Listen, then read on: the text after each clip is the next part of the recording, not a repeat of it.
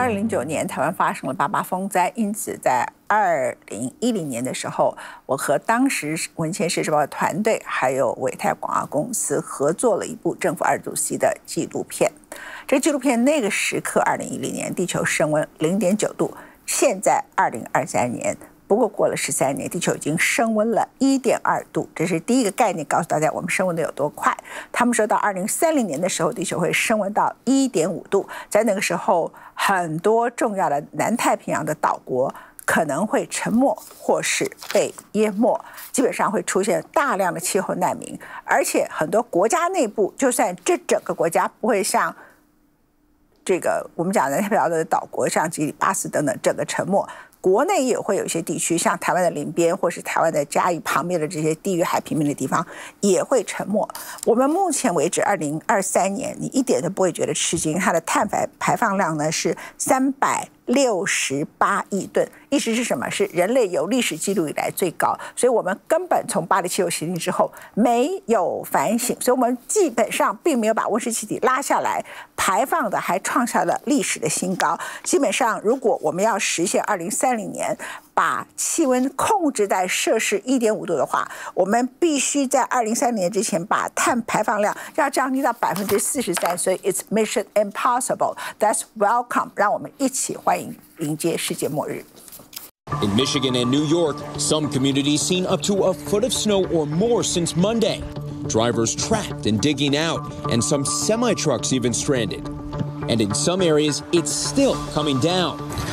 This early winter mess, courtesy of lake effect snow, which happens when frigid winds sweep across the Great Lakes and their relatively warm waters. Heat and moisture transform into clouds, dumping heavy snow in areas downwind.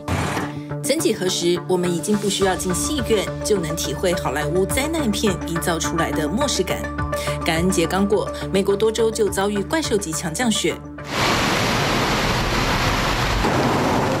类似的场景也出现在俄罗斯。Temperatures in parts of Siberia plummeted to -56 degrees Celsius on Monday. According to the Russian Hydrometeorological Center, Moscow on Sunday posted a record snowfall of 10.7 millimeters in 12 hours. That marks the highest amount of snowfall recorded in the center's 145 years of weather observation. 而这场肆虐俄乌的暴风雪还席卷了保加利亚、罗马尼亚等黑海国家，多国多座城市都出现了暴风、强降雪以及洪水，导致交通受阻、电力中断、航班延误甚至取消。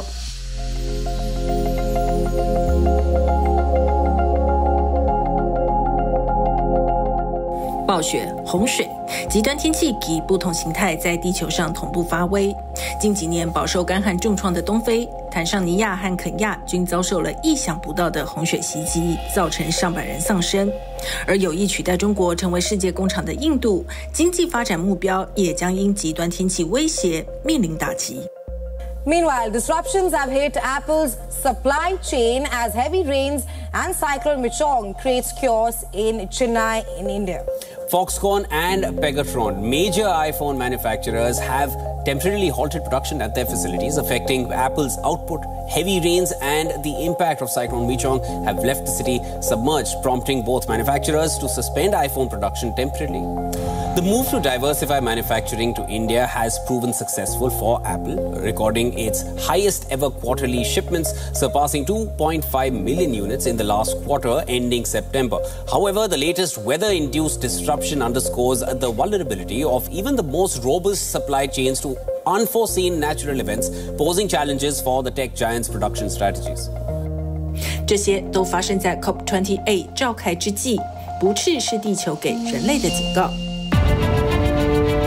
In the coming years, climate change could force hundreds of millions of people to leave their homes. Those in the poorest regions of the world will be the most affected. Climate change is not an abstract notion for these islands. Many of these climate migrants will cross borders and continents. But it's anticipated the majority will move much shorter distances and stay within their own countries. 世界气象组织的报告确认，受到气候变迁跟圣婴现象影响，2023年已经升温1.4度，成为有史以来最热的一年。暖化升温导致冰川消融，海平面上升。联合国开发计划署的最新报告显示，在过去20年里，海平面上升导致的洪水风险影响了全球沿海地区约1400万人。预计到2100年，这项风险可能会影响近7300万人。Chris's former home is no longer safe for human habitation. Rising sea levels mean the island is losing land, which used to be a crucial buffer that protected the houses from storms.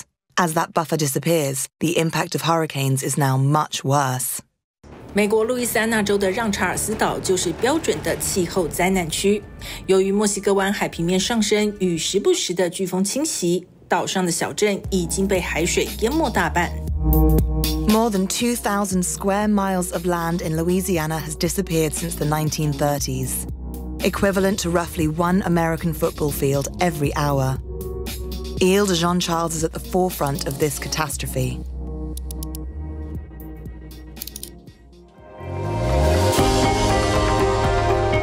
But in its wake could be a model for helping people caught in a similar predicament. After life on the Isle became untenable for residents like Chris, they asked the state of Louisiana to help them. And in a groundbreaking policy move, the federal government paid for 37 families to relocate to new homes 40 miles away here on the new Isle.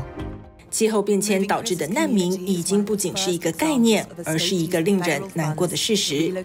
世界银行曾经针对全球气候变迁发布一份悲观的前景预测，报告指出，在未来30年内，全球可能有超过1.43亿万人被迫成为气候难民。Nobody wants to move, and mayors and local authorities in particular are reluctant to even suggest the possibility the whole community may have to move because of the effects of climate change. This is politically not popular. Moving any community within a country is a hard enough sell. But what happens when a whole country needs to move? At least 5 island nations could face partial submersion due to rising sea levels by 2100. In the worst case, it's estimated that some 2 million people will be affected. But despite the warnings of climate scientists, planned relocation is a possibility that the international community is proving slow to face up to. It will be very sad that the international community is not able to provide a solution to these nations and to these communities which have had no finger in the climate crisis. The climate crisis will remake who they are, where they are, and how they live. 在极端天气面前，你我皆是气候难民。